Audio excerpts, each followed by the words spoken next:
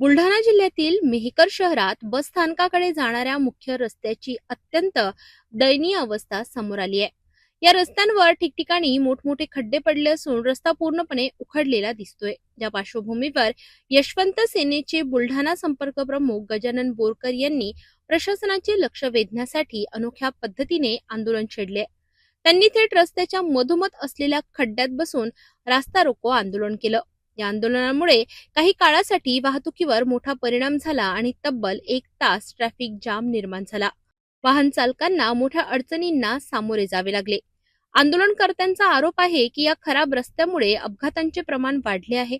यापूर्वीही या मार्गावर अनेक छोटे मोठे अपघात झाले असून नागरिकांचा जीव धोक्यात आहे।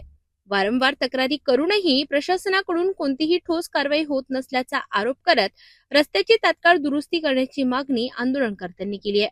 या आंदोलनानंतर प्रशासन जागे होणार का आणि रस्त्याची दुरुस्ती तातडीने होणार का याकडे सर्वांचे लक्ष लागले आहे।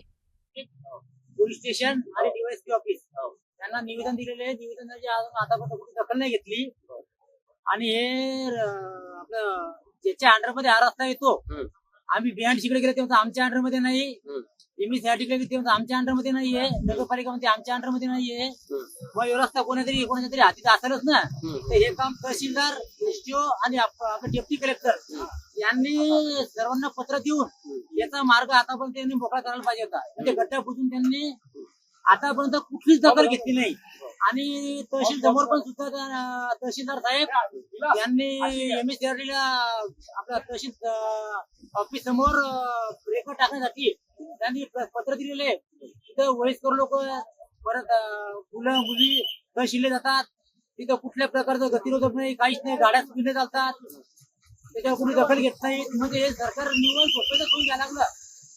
त्यांना लोक मेले काय जिवंत आहे का यांच्याशी काही घेतले नाही। यांना निवड झोपा लागला, झोपा बस। आणि आंदोलन करायला लागलं की पहिले पोलीसवाले पुढे घालतात आणि आमच्यावर गुन्हे दाखल करतात। मग तसं करायचं, कोणी लोक मारायचे यांना का जिवंत ठेवायचे? तर असं करायचं तर एक काम करा, बंदूक घ्या, AK-47 सगळ्या लोकांना मारून टाका, म्हणजे मग आंदोलन करायचं कामच नाही। या सरकारचा मी जाहीर निषेध करतो, प्रशासनाचा मी जाहीर निषेध करतो।